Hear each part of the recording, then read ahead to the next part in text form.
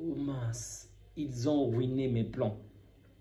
Pendant tout le match, je préparais mes pics contre le PSG, mes pics contre Dembélé. Vraiment, j'étais prêt à fond. Je n'ai rien contre le PSG, mais comme vous le savez certainement, jusqu'à ce que le Ballon d'Or soit rendu à un Barcelonais, je vais vraiment soutenir tous les adversaires du PSG, excepté l'OM, parce que l'OM est trop nul, ok? Je vais soutenir Dembélé, je vais soutenir Aubameyang, mais pas l'OM. Mais bref, je m'attendais vraiment à ce que les Spurs parviennent à gagner, vraiment que Tottenham gagne jusqu'à la fin. Vous avez réussi à mener cette équipe 2-0, vous avez l'avantage. Ils avaient complètement perdu le contrôle du match. Ils étaient découragés, ils commettaient des fautes stupides. Il n'y avait même pas le contrôle. Et en 5 minutes, 5 à 10 minutes, vous perdez complètement le match. Oh mince, c'est dégoûtant. Oh punaise. Toutes les piques que je devais balancer à Denbourg, toutes les piques que je devais faire au Paris Saint-Germain, vraiment, c'était pratiquement le Ballon d'Or qu'on servait à Rafinha ou à Yamal en fait. Si le Paris Saint-Germain perdait aujourd'hui, ça devait encore marquer énormément d'esprit. Et le pire, c'est qu'ils ont gagné avec un Dembélé passeur et buteur sur coup de pied arrêté. Oh, pardon, buteur au niveau des pénaltys. Oh punaise. Punaise, Tottenham est venu donner de la gloire, encore de l'espoir à cette équipe. Mince! Alors qu'ils n'ont pas été fameux pendant une grande partie du match. Je n'ai vraiment pas aimé le match du Paris Saint-Germain, ça je vous le dis. Évidemment, j'étais content parce que je souhaitais que Tottenham gagne. Mais sinon, je les ai trouvés nuls. Il y avait certes la pression sur le début du match, une certaine pression, un certain contrôle. Mais tout le temps, le gardien se retrouvait seul, le Chevalier se retrouvait seul, vraiment. Le marquage était pourri défensivement, vraiment pourri. Dès qu'on donnait la balle, dès qu'il y avait une petite passe, un petit jeu, on va dire 1-2 avec un second joueur, dans la défense, Chevalier se retrouvait constamment seul. Sérieux, c'est quoi cette défense? Même nous, on ne fait pas ce genre d'erreur alors qu'on n'a pratiquement pas de défenseur. Dembélé n'était pas à la hauteur pendant une bonne partie du match. Hakimi était sous l'eau. À la limite, Barcola se débattait un peu en première période, en deuxième période. Doué également va essayer d'apporter un tout petit peu de son talent. En fait, c'est Luis Enrique qui a tout chamboulé avec l'entrée au centre Ruiz, David Luiz, pardon, Ruiz, et un second joueur, je crois, avec pas l'attaquant, parce que Ramos va rentrer juste après, mais avant l'attaquant, il y a eu un autre joueur. Son nom m'échappe, Kangin Lee, ok. D'ailleurs, c'est Kangin Lee qui marque le premier but. Au final, c'est mince, c'est Kangin Lee qui marque le premier but et Ramos le second but. Vraiment, j'étais dégoûté. Dès que j'ai vu Kangin Lee marquer le premier but, j'ai directement su que Tottenham ne devait pas. Je ne sais pas comment. Mais déjà, ils avaient perdu l'envie. Il n'y avait plus de pression. En fait, pour eux, le match était terminé. Ils ont attendu que le PSG marque le deuxième but pour remettre de nouveau la pression. Alors qu'il n'y avait plus de temps, en fait. Le temps était écoulé. Il fallait passer au tir au but direct. Punaise. Vous n'aurez pas dû jouer. Vraiment, il ne fallait même pas participer à cette compétition, bande de nuls. Chelsea vous a montré l'exemple. Et aujourd'hui, vous faites du n'importe quoi. Mince. Il fallait un petit Cole Palmer pour refroidir encore le stade. Non, mais blague à part, bravo à Luis Enrique, une équipe encore impressionnante qui sait quand même presser, même si je ne les ai pas trouvés fameux aujourd'hui, mais ça se comprend parce que Tottenham, c'était son 6e match, tandis que le Paris Saint-Germain revient d'une longue période sans réellement jouer des matchs importants. Donc, le seul match, c'était celui il y a quelques jours, donc ça se comprend. D'ailleurs, on a vu les joueurs du Paris Saint-Germain sortir avec, on va dire, pas des blessures, mais des crampes. Ils avaient des douleurs aux pieds, donc ça se comprend facilement. Ils vont certainement revenir plus forts, ils vont être plus forts, même si je pense que offensivement, je ne vais pas vous mentir, ce n'est pas pour critiquer, mais elle m'impressionne moins que l'année dernière, ok? C'est aussi peut-être parce que nous, on s'est renforcés, mais je me souviens bien que l'année dernière, si vous suivez mes vidéos, je disais que cette attaque, en fait, m'impressionnait vraiment parce qu'ils avaient déjà un banc de touche qui était beaucoup plus large que le nôtre, c'est toujours même le cas, je dirais, sur certains points. Mais disons qu'offensivement, je me sens plus rassuré. Et pourtant, on a encore énormément d'incertitudes avec le Barça, comme avec Rashford, avec Bardi. Mais je me sens plus rassuré offensivement. Ça ne veut pas dire qu'on est forcément mieux qu'eux ou qu'on est plus fort qu'eux. Mais je pense que cette saison, si jamais on arrive à affronter le PSG, on va réussir à battre le PSG. Ça ne sera pas facile, ça ne sera vraiment pas évident. Mais je pense que notre équipe a la capacité, a les moyens nécessaires de marquer plus de buts que le PSG. On va en prendre, ça c'est évident, mais marquer plus. Un autre point à souligner, c'est Chevalier vraiment par rapport à ce match. Il a fait un très bon match. Bravo à lui, même s'il est quand même fautif sur le deuxième but, je l'ai trouvé nul. Mais il s'est rattrapé avec les tirs au but. Déjà, avec une très bonne première période, une bonne première période. Une deuxième période peut-être moins bonne que la première. Et avec des tirs au but plutôt intéressants. Il se jetait toujours du bon côté, il allait toujours dans le bon sens. Au final, il va réussir à réaliser un seul arrêt. Et c'est cet arrêt qui va tout changer. Lorsque j'ai vu Mathys Tel, j'ai compris que oh, les Spurs étaient perdus. Au tir au but, vraiment, j'ai... Oh, punaise. Généralement, les jeux, ce n'est pas toujours le cas, mais ça c'est mon point de vue à moi. Généralement, les joueurs qu'on fait rentrer pour les tirs au but ou qu'on fait rentrer peu de temps avant la fin du match ratent souvent. Ce n'est pas toujours le cas, je précise, parce qu'on l'a vu, Ramos a marqué et même Kongin l'a marqué. Mais je ne suis pas très fan en général au tir au but. Déjà, je n'aime pas les tirs au but de base. Mais je ne suis pas très fan de voir un joueur qui n'a pas joué la grande partie du match venir tirer au but. C'est comme s'ils sont encore... Ils ne sont pas assez chauds en fait. Bref. Tottenham s'incline. Oh, j'avais préparé de magnifiques pics. Le bourreau des Anglais. Oh, aujourd'hui, on ne va pas dire qu'il n'est plus le bourreau parce que certes, Chelsea a battu le PSG, mais ils ont réussi à battre Tottenham. Il fallait que Tottenham parvienne à gagner, mais malheureusement, ce n'est pas ce qui s'est produit. Je n'ai rien contre le PSG, je précise encore, c'est une équipe que j'apprécie bien. Mais pour l'instant, je milite vraiment pour le Ballon d'Or. En fait, pour que le Ballon d'Or aille chez un joueur barcelonais. Donc, vraiment... La moindre déroute du PSG en ce moment me réjouit vraiment. Alors là, vous n'avez pas idée. Les amis, Luis Enrique qui sait toujours positionner, mettre le joueur qu'il faut comme il faut. La situation peut être regrettable avec Donnarumma. J'aurais vraiment souhaité qu'il parte dans de meilleures conditions, même si je ne vais pas vous mentir. Ce n'est pas, on va dire, avec des termes gentils, je vais dire. Je n'ai jamais trouvé rassurant. Okay? Même s'il a fait une très bonne saison, il est le meilleur gardien même de cette saison. Je n'ai aucun doute, mais...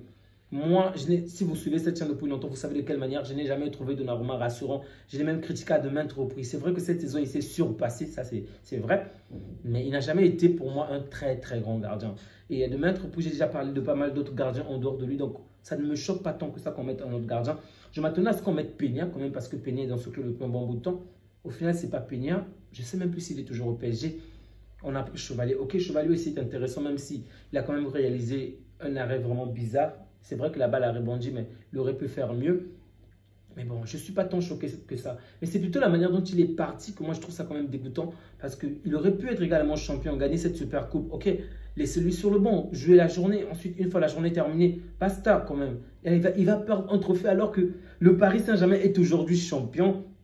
Le Paris Saint-Germain est arrivé très loin. C'est grâce à Donnarumma. En fait, il a réalisé des arrêts tellement importants pendant la Ligue des Champions que le PSG ne serait pas arrivé là sans Donnarumma.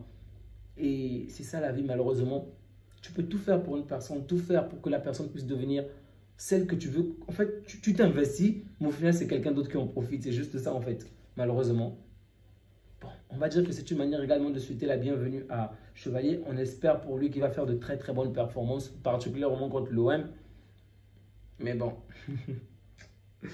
Bref, je suis dégoûté les amis, je suis vraiment dégoûté.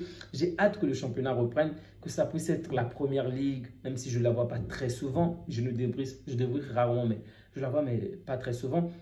La Ligue 1, que je vois quand même assez à travers le Paris Saint-Germain. Et la Liga, vraiment, j'ai hâte que ces championnats reprennent. C'est pour bientôt, bien évidemment, ce week-end. Mais bon, on va voir ce que ça va donner. Déjà, les maîtres vont commencer. On va certainement chicoter la prochaine équipe qu'on va rencontrer, mais bon. On a vu que les voisins ont pu gagner 4-0. Je souhaitais vraiment débriefer le match du Real, mais je ne pouvais pas parce que j'étais vraiment occupé. Et c'est seulement à la fin du match, une fois que le match s'est terminé, que je m'étais libéré pour voir le match. Et bref, c'était trop tard, je ne pouvais pas faire grand-chose. Mais je vais vraiment faire de mon mieux pour être plus présent pour les matchs du Barça et du Real. Sauf si, bien évidemment, il y a des matchs qui se chevauchent. À ce moment-là, le Barça sera toujours prioritaire, le Real en second. Le Paris Saint-Germain en troisième position. Bref, les amis, on va s'arrêter là. Les amis parisiens sont certainement très contents. Félicitations, c'est largement mérité. C'est la meilleure équipe d'Europe. En plus de cela, Dembélé est passeur. Ça m'énerve encore plus. Mais dites-moi, selon vous, qui est le meilleur buteur? Qui est le meilleur joueur de ce match? En fait, juste le meilleur joueur, en fait. Parce que pour moi, j'ai vraiment du mal à trouver un joueur que je vais vraiment sortir du lot. En toute sincérité, je ne peux pas dire Dembélé parce que le trois quarts du temps, il n'a pas été très intéressant. Barcola a fait de très bonnes choses, mais il n'a pas été décisif. Ruiz peut-être.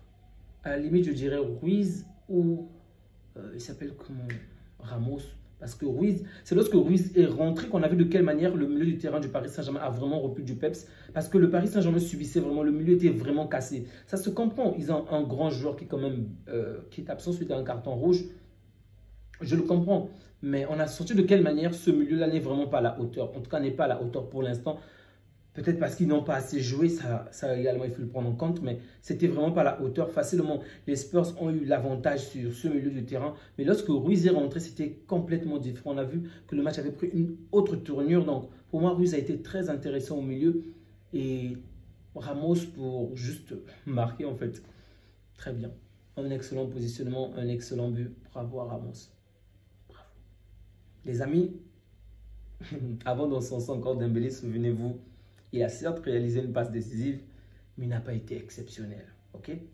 Et une fois encore, je ne dis pas que c'est mal, mais il s'est reposé sur tout un groupe. C'est pourquoi, lorsqu'on me dit aujourd'hui que le Paris Saint-Germain, c'est peut-être la meilleure équipe, ok, je n'en doute pas. Mais lorsqu'on me dit que Dembélé est le meilleur joueur d'Europe, pas tant que ça. Individuellement, non. Collectivement, ok, il fait de très bonnes choses, mais individuellement, c'est toujours X ou Y qui apporte la différence. Tandis que de notre côté, on pouvait on pouvait même être relax, calmement. On sait que Yamal va faire la différence. S'il ne marque pas, il va réaliser une très bonne passe. C'est vrai, Dembélé marque, il a réalisé une bonne passe au bon moment. Très bien. Mais pendant une grande partie du jeu, il était pratiquement invisible. Chez nous, même lorsque Yamal ne marque pas, il pèse sur le jeu, il pèse sur l'attaque. Et donc, s'il ne marque pas, s'il ne participe à la passe, s'il ne réalise pas la passe décisive, en fait, la manière qu'il va déstabiliser l'adversaire, va pousser à ce que notre équipe marque. Rafinha peut venir marquer. C'est pourquoi j'ai du mal parce que pour moi, Dembélé a fait une très bonne saison, la meilleure saison de toute sa carrière. Mais j'ai du mal de mettre aujourd'hui Dembélé devant Rafinha. J'ai du mal aujourd'hui de mettre Dembélé devant le petit Yamal. Collectivement, ok, ils ont gagné des trophées, bravo, bravo, bravo encore. Mais souvenez-vous, il y a ce point où il doit être décisif, où il doit être vraiment marquant, seul. C'est ça le premier critère également. En fait, qu'il puisse nous brûler la rétine. Et à aucun moment du match, je me suis dit, tiens, Dembélé m'a brûlé la rétine. À aucun moment. À la limite, la seule passe qu'il a réalisée à Kang In-lee, avant que, je crois que c'est Matistel vienne boxer Kang In-lee, vienne donner le coup à Kang In-lee et que Kang In-lee puisse s'affaler carrément devant la surface. C'est peut-être là un petit geste, mais ce n'était pas non plus exceptionnel. Et c'est là encore, Yamal, lorsque je vois Yamal, punaise, je n'ai pas besoin d'être barcelonais pour apprécier le petit garçon. Même les Madrilènes soutiennent en ce moment Yamal. Pour vous dire de quelle manière, c'est fou en fait. Zidane soutient Yamal. Zidane te dit que des tas de personnes payent pour voir Yamal. Pour vous dire juste de quelle manière le petit est talentueux. En plus, il y a un point très important à ne pas oublier. Mais c'est pour la saison prochaine. Désolé les amis parisiens parce que je parle beaucoup du Barça. Mais bon, il y a un point très important. Comme Messi, c'est la 3e saison. C'est à partir de la 3e saison que Messi avait explosé. La première saison, il a joué quelques minutes. La seconde saison, on va dire qu'il a eu un peu plus de temps de jeu. La 3e saison, il a explosé. Je crois avec 19 passes décisives, plus de 30 buts. Un truc comme ça, 29 ou 30 buts. Yamal, la première saison a déjà été mieux que celle de Messi. Malgré qu'il est plus jeune, bien évidemment, les contextes sont complètement différents. La 2e saison, il était quand même assez fort. Aujourd'hui, il figure parmi les meilleurs joueurs du monde. Et la 3e saison, petit, tu vas tout casser, tu vas tout fracasser, briser le Real, briser le PSG, briser toutes les équipes. Petit, je t'attends à un niveau où tu n'as pas idée, tu n'as vraiment pas idée que Dieu t'épargne des blessures ou quoi que ce soit. Mais minimum, petit, minimum 25 buts. Minimum 25 buts. Tu nous sors au moins une quinzaine de passes décisives. Bref.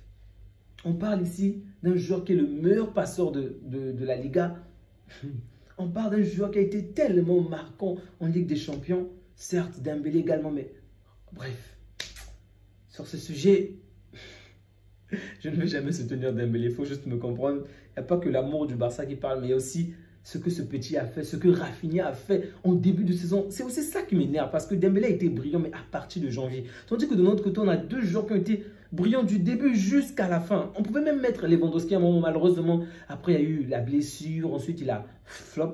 Mais de notre côté, on a 2 joueurs qui ont brillé du début jusqu'à la fin. Yamal a eu à peine 1 mois, je crois, où il était en baisse de forme. Mais parce qu'il revenait d'une blessure également. Du coup, j'ai vraiment du mal, lorsque je prends toute la saison, de mettre Dembélé devant. Si on se contente que des trophées, ok, il le mérite, pas de problème. Je ne dis pas qu'il ne le mérite pas, ok. Pour moi, les 2 autres le méritent plus que lui. Parce que si on se base que sur les trophées, ben, Lewandowski aurait pu gagner un ballon d'or. Il s'appelle comment déjà? Ribéry aurait pu gagner un ballon d'or. Au final, ça a été donné à à Cristiano Ronaldo. Donc, il n'y a pas que les trophées, il n'y a pas que ça. Il y a ce que toi tu apportes, ce que... Punaise. Dembélé, je ne t'en veux pas. Hakimi, je ne t'en veux pas, même si aujourd'hui je ne t'ai pas trouvé brillant. Mais mon choix se porte sur 2 joueurs catalans que j'aime tant. Les amis, on va s'arrêter là. Prenez bien soin de vous ainsi que des vôtres. Et surtout, n'oubliez surtout pas de me dire selon vous qui est l'homme du match. Et pour vous qui mérite le plus le ballon d'or. On se dit à bientôt. Prenez bien soin de vous ainsi que des vôtres et que Dieu vous garde. Ciao.